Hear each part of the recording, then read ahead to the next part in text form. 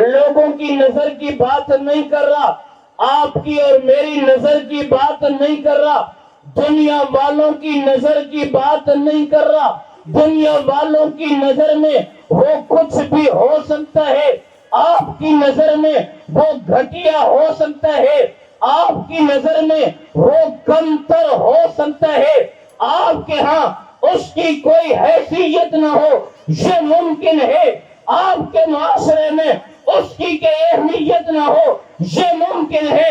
آپ کے ہاں اس کا کوئی مقام نہ ہو، یہ ہو سکتا ہے، لیکن رسالت مآب صلی اللہ علیہ وسلم نے اس کی عزت کو شاندار جملوں میں بیان کر کے دنیا والوں کی نظر سے بے فکر کر دیا ہے۔ دنیا کی نظر میں وہ حقیر ہے تو کوئی فرق نہیں پڑتا، دنیا کی نظر میں کمتر ہے، کوئی پرواہ نہیں۔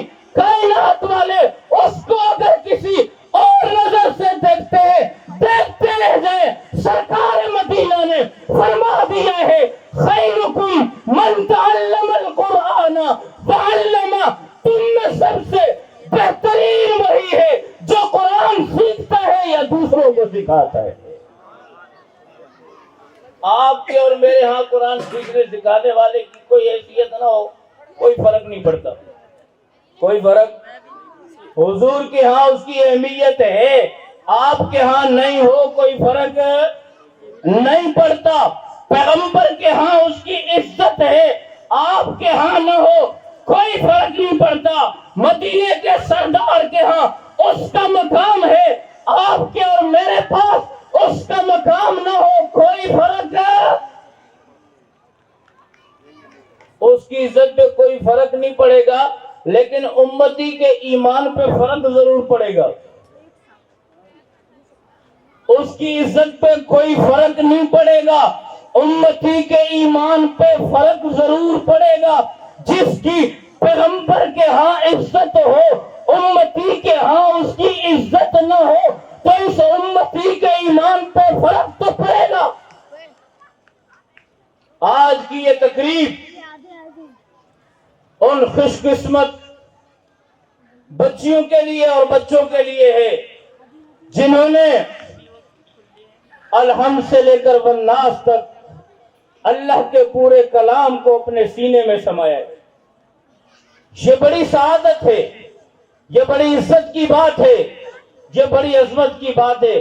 حضرت تشریف فرمائے، زیادہ باتیں نہیں کرتا، ایک بات آپ سنیں۔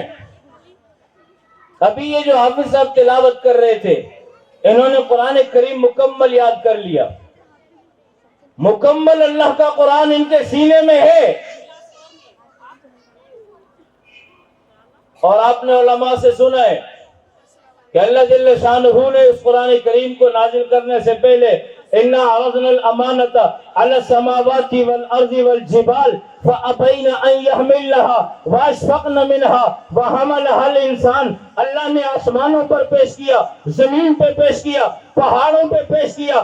آسمان بلندیوں کے باوجود انکار کر گیا، زمین وسعتوں کے باوجود انکار کر گئی، پہاڑ مضبوط ہونے کے باوجود انکار کر گئے۔ ربا ہم بلند و بالا صحیح، لیکن قرآن کی امانت کو لینا ہمارے بس کی بات نہیں ہے۔ زمین نے کہا ربا میرا دامن وسیع صحیح، لیکن قرآن کی امانت کو لینا میرے بس کی بات نہیں ہے۔ پہاڑوں نے کہا ربا ہم کتنے ہی مضبوط کیوں نہ ہو، لیکن قرآن کی امانت کو لے لینا ہمارے بس کی بات نہیں ہے۔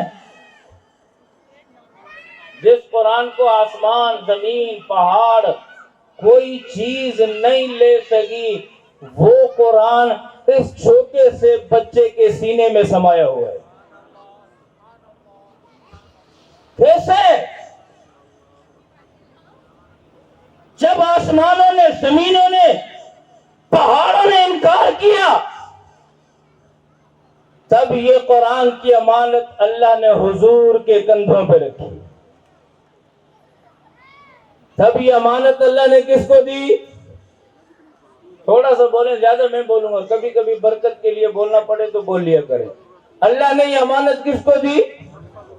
میرے اور آپ کے نبی کو دی۔ بات سمجھ میں آتی ہے. پاک پیغمبر علیہ الصلوۃ والسلام نے اس امانت کو لے لیا, برداشت کر لیا. بات سمجھ میں آتی ہے کیونکہ حضور کی بلندی آسمانوں سے زیادہ ہے. جس امانت کو آسمان نہیں لے سکے, اب ظاہر ہے یہ اسی کو دینی پڑے گی نا جس کی عظمت آسمانوں سے زیادہ ہو. پیغمبر علیہ الصلوۃ والسلام نے اس امانت کو برداشت کیا. بات سمجھ میں آتی ہے کیونکہ حضور کی عزت آسمانوں سے زیادہ ہے. زمین نے نہیں لیا, حضور علیہ الصلوۃ والسلام نے لیا. بات سمجھ میں آتی ہے کہ پیغمبر کا دامن رحمت زمین سے زیادہ وسیع ہے. حضور کا دامن رحمت زمین سے زیادہ وسیع ہے. پہاڑوں نے نہیں لیا, پیغمبر علیہ الصلوۃ والسلام نے لیا. بات سمجھ میں آتی ہے کیونکہ حضور اپنے مزاج میں پہاڑوں سے زیادہ استقامت کے مالک ہیں. حضور علیہ الصلوۃ والسلام نے اس امانت کو لے لیا. بات سمجھ میں آتی ہے بات. لیکن جب ہم اپنے معاشرے میں دیکھتے ہیں, آج کی مجلس میں دیکھتے ہیں, ارد گرد میں ماحول میں دیکھتے ہیں, رشتہ داروں میں دیکھتے ہیں, مجھے نظر آتا ہے 8 سال کا بچہ بھی قرآن کو سینے میں سما کے چلتا ہے, 80 سال کا بوڑھا بھی سینے میں سما کے چلتا ہے.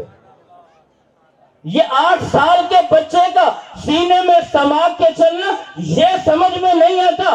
80 سال کا بوڑھا اپنی کمر کا بوجھ نہیں اٹھا سکتا, قرآن سینے میں سما کے چلتا ہے. یہ 80 سال کے بوڑھے کا قرآن سینے میں سما کے چلنا یہ سمجھ میں نہیں آتا. حضور کا لے لینا سمجھ میں آتا ہے, حضور کا لے لینا سمجھ آتا ہے. یہ 8 سال کے بچے کا حافظ قرآن ہو جانا یہ سمجھے جسے آسمان زمین پہاڑ نہیں لے سکے, یہ حافظ قرآن کیسے بن گیا سمجھے. قرآن کریم کا ایک دور وہ ہے جب قرآن آسمانوں سے نازل ہو رہا ہے. جب قرآن ایک دور وہ ہے جب قرآن آسمانوں سے آ رہا ہے. ایک دور وہ ہے جب قرآن جبرائیل لا رہے. ایک دور وہ ہے جب قرآن اللہ نازل فرما رہے. ایک دور وہ ہے جب قرآن نازل ہو رہے, جب قرآن آسمانوں سے آ رہے. کھولے سکیلے کوئی نہیں لے سکتا جب قرآن جبرائیل لا رہے. کھولے سکیلے کوئی نہیں لے سکتا جب قرآن نازل ہو رہے. کھولے سکیلے کوئی نہیں لے سکتا جب اللہ نازل فرما رہے. کھولے سکیلے کوئی نہیں لے سکتا.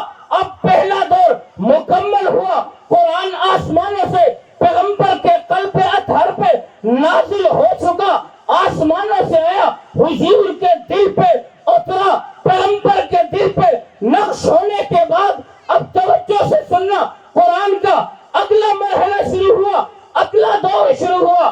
آسمانوں سے آ رہے, کھولے سکیلے جبرائیل لا رہے, کھولے سکیلے اللہ نازل کر رہے, کھولے سکیلے پیغمبر کے قلب پہ نقش ہو رہے. کھولے سکیل ہے اگلا مرحلہ آسمانوں سے آ چکا, جبرائیل لا چکے, حضور کے دل پہ نقش ہو چکا.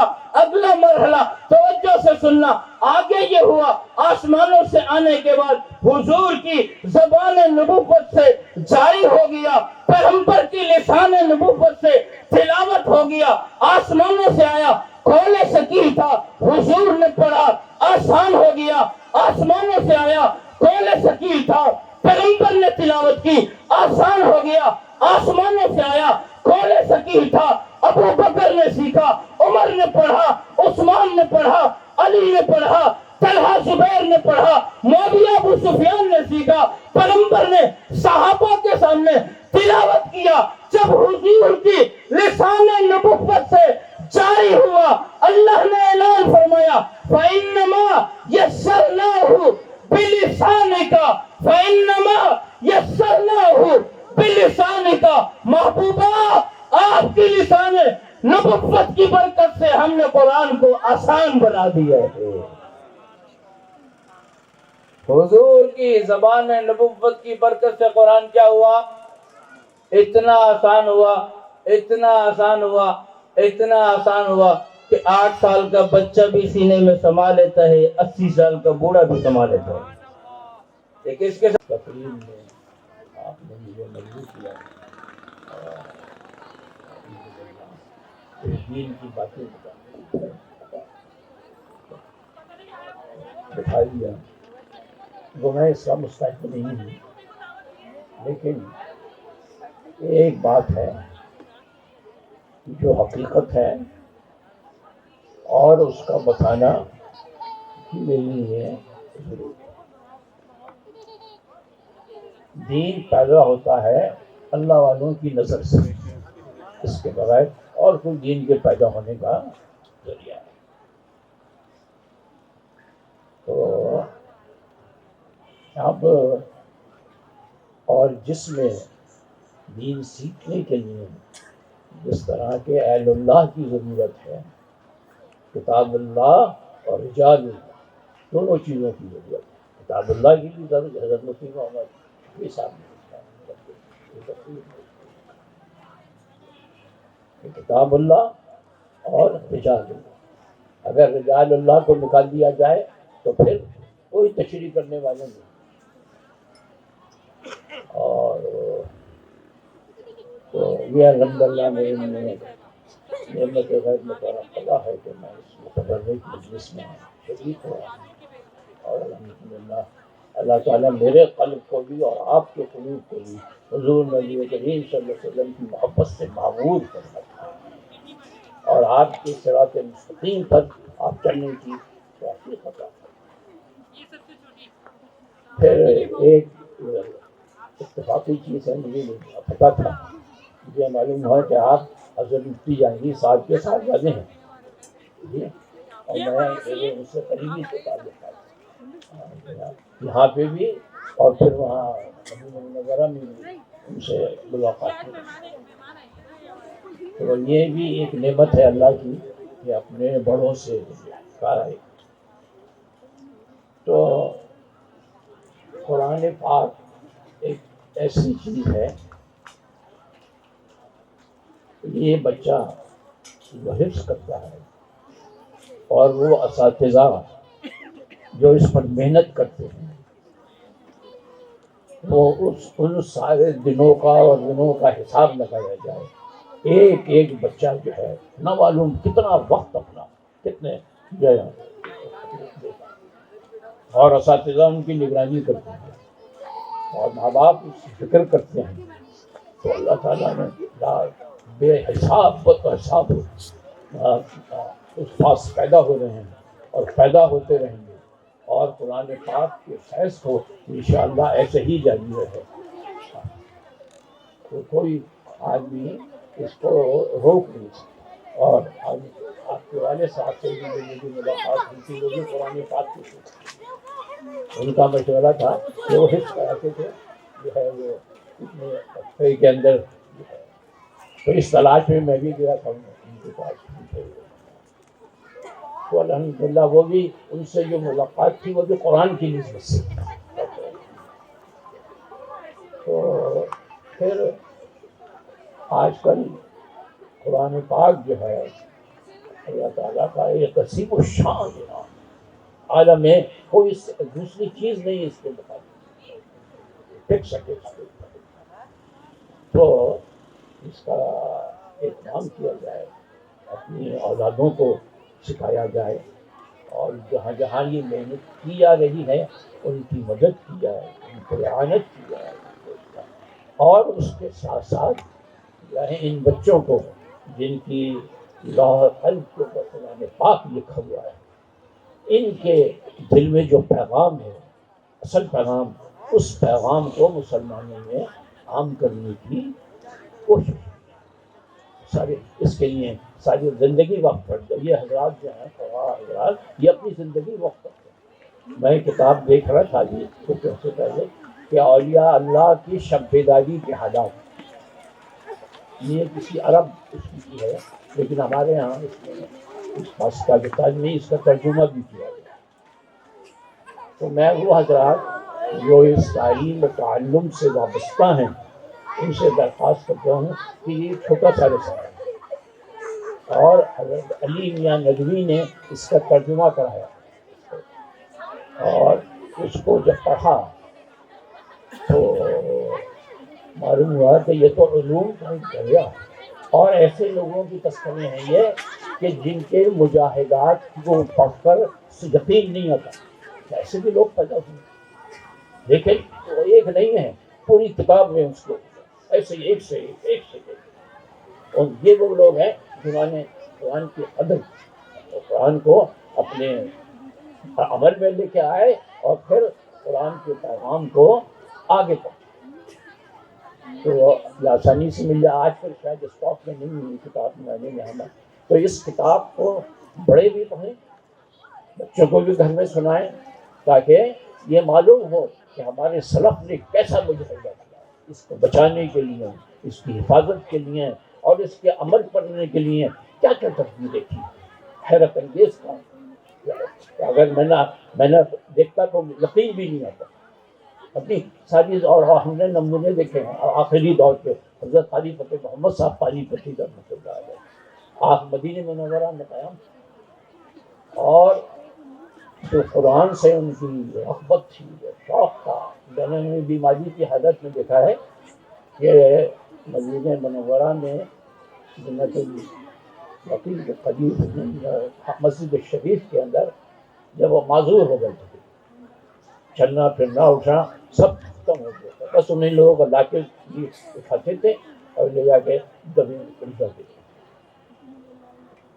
تو اس وقت اور اس حالت میں ان کے گرد طالب علم بیٹھے ہوئے تھے، اور وہ اس حالت میں قرآن پاک سنتے تھے، اور جہاں کوئی غلطی کرے اور آنکھیں ان کی بند ہے، نہ کہ بالکل تو ایک دم بیچ میں لگا ہوں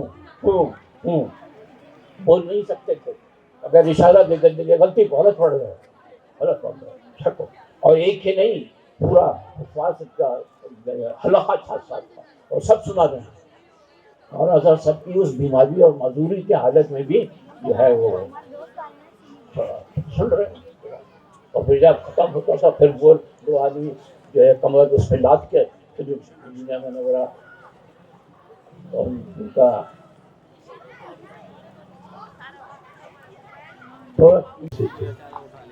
وقت المکرم میں ایک بار مولانا سلیم صاحب رحمۃ اللہ علیہ سولتیہ والے وہاں پہ بیٹھے تھے، حضرت قاضی صاحب بھی موجود تھے، قاضی صاحب اور حضرت غالباً نام اس وقت مشہور آدمی تھے وہ بھی وہاں بیٹھے تھے۔ تو انہوں نے حضرت قاضی صاحب سے کہا، حضرت مولانا فتح قاری محمد صاحب نے حضرت ان سے کہا، مولانا فقیر محمد صاحب سے کہ بھائی قرآن شریف تو نہیں پڑھتے، پڑھاؤ سناؤ قرآن شریف۔ اور ان کی حالت یہ تھی، مولانا فقیر جب تلاوت ہوتی تھی تو ان کی چیخیں نکلتی تھی، تو حضرت نے فرمایا کہ ہاں تم قرآن پڑھ کے سناؤ، ہم چیخیں ماریں گے، کرو قرآن شریف سناؤ۔ تو پھر انہوں نے یہ مدرسہ سولتیہ کا واقعہ ہے، تو پھر انہوں نے کہا ماشاء اللہ۔ اور تو یہ اب جب ایسے لوگوں کے حالات پڑھا جائیں گے، وہ سنے جائیں گے اور ان کو عملی طور پر دکھا جائے گا، تو یہ ایمان کی بہاریں لگیں، ایمان کی بہاریں، ایمان زندہ ہوگا، ایمان زندہ ہوگا۔ دیکھو یہ بھی تو آخر انسان ہی ہیں، انہوں نے بھی اس دور میں محنت کی، اور مکہ مکرمہ میں کے امام اور یہ سب لوگ ان کے پاس آتے تھے جب تک ان کو صحت و تندرستی تھی، سننے کے لیے، تصحیح کرانے کے لیے آتے تھے۔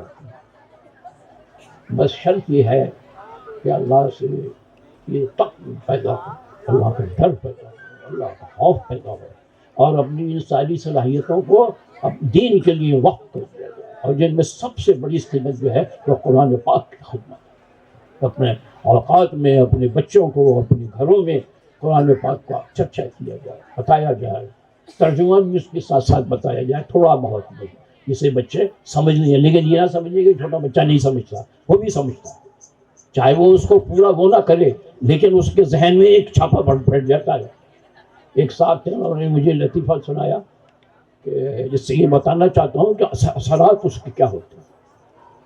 تو اتفاق کی بات ہے کہ انہوں نے یہاں قرآن پاک بھی سنایا ہے.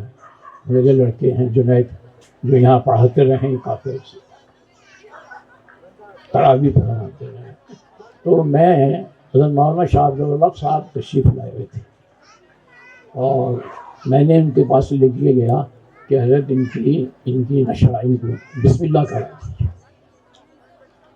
تو حضرت نے ان کا بسم اللہ کرا حرم مینا کے قیام کے دوران. تو یہ جب ختم ہو گئی مجلس تو حضرت نے فرمایا بھائی کھلاؤ حافظ صاحب کو کچھ پیشنی. تو وہاں اس وقت حج کا زمان تھا تو ہر چیزیں غیر مرتب تھیں. تو کہنے کا اچھا وہ کچھ کسی کے پاس کچھ نہیں. تو حضرت نے کہا یہ ہٹاؤ یہ اور اس میں سے وہ ہے پیپسی، اس کو نکال کے لاؤ، ڈبے لے کے آؤ، کارٹن لے کے آؤ. پھر حضرت نے ان کو دیا اور کہا کہ پیو یہ ہے. تو انہوں نے پیا اور حضرت بھی خوش ہوئے. اچھا یہ ہے واقعہ اور آنکھوں دیکھا واقعہ، سچا واقعہ. پھر کچھ عرصے کی بعد وہ ایک بار ہم بیٹھے تھے بچوں کو ساتھ تھے اور میرا معمول ہے اور میں نے بھی یہ بھی بزرگوں سے سیکھا ہے، میں یہ چاہتا ہوں کہ جو چیز میں نے سیکھی وہ اپنی اولاد کو منتقل کروں. پتہ نہیں آگے کیا حالات آئیں گے کیا حالات نہیں آئیں، کم از کم انہیں کچھ پتہ تو چل جائے کہ یہ ہمارے ماں باپ ہمارا خاندان جن بزرگوں کے پاس جاتا تھا وہ کون ہیں، ان کی کیا تعلیمات ہیں، ان کی تعلیمات سے کیا نفع پہنچ رہا ہے.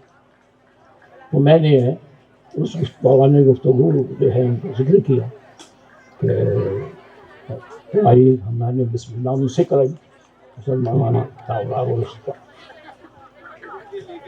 تو وہ تھوڑی دیر کچھ خاموش ہوئے اور پھر کہنے لگے کون بزرگ؟ وہ پیپسی والے بزرگ. اس لیے وہ جو حضرت نے انہیں پیپسی پلائی تھی نا اور وہ چھوٹے تھے اس کے پیسہ وہ پیپسی والے بزرگ. ٹھیک شاباش. یہی تو یہ تربیت کے لیے یہ چھوٹے چھوٹے چٹکلے ہیں، بڑی چیزیں